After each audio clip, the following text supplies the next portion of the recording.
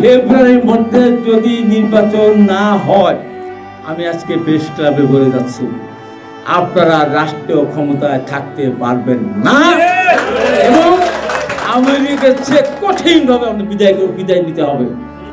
আজ থেকে বিএনপি, ছাত্রদল, যুবদল, বিএনপি পরিবারের প্রত্যেকে বলা থাকবে, রাজনীতি করেন, মন্ত্রী হন, এমপি হন, এবং এই বাচ্চাদেরকে কালকে আমি গেছিলাম একটা মন্ত্রণালয়ে, আপনি বিশ্বাস করেন তাদের চোখ দিয়ে পানি টস টস করে পড়ে। তারা বিশেষ পরীক্ষা দিয়ে চাকরি করতে, চাকরি শেষ সময়ে তারা সচিব হয়েছে। এই সচিবরা যখন একটা ফাইল নিয়ে তার সামনে যায়, তার আত্মা তখন কি বলে, ডক্টর ইউনূস সাহেব, এই অন্যায় আপনি করেছেন, এদেরকে মন্ত্রিত্ব দিয়ে এই যে সিনিয়র বিশেষ ক্যাডারদের অসম্মানিত আপনি করেছেন, আবার এই ছেলেদেরকে দিয়ে আপনি রাজনৈতিক দল গঠন করে আজকে নির্বাচন হবে না এই পর্যায়ে নিয়ে যেতে চাচ্ছেন। আপনার সৃষ্ট, আমি বলবো এরা আপনার সন্তান, এদেরকে আপনি নিয়ন্ত্রণ করেন।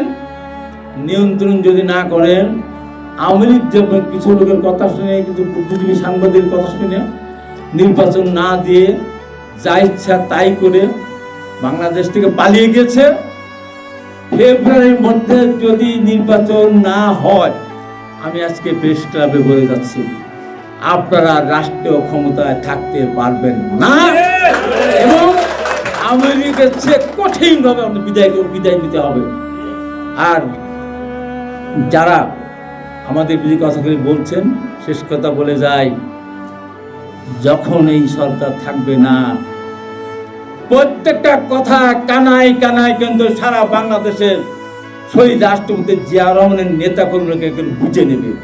সেদিন মজা বুঝবেন কোথাকার পানি কোথায় যায়, যা ইচ্ছা তাই বলে। ওদের জন্মের পূর্বে আমরা এই দেশে রাজনীতি করেছি, আমরা জীবন দিতে গেছি, আজকে তারা আমাদের কাউকে চায় না, সালাউদ্দিনকে ছাড়ে না, তারেক রহমানকে ছাড়ে না, মনসুরকে ছাড়ে না। কি পেয়েছে তারা, কি পেয়েছে?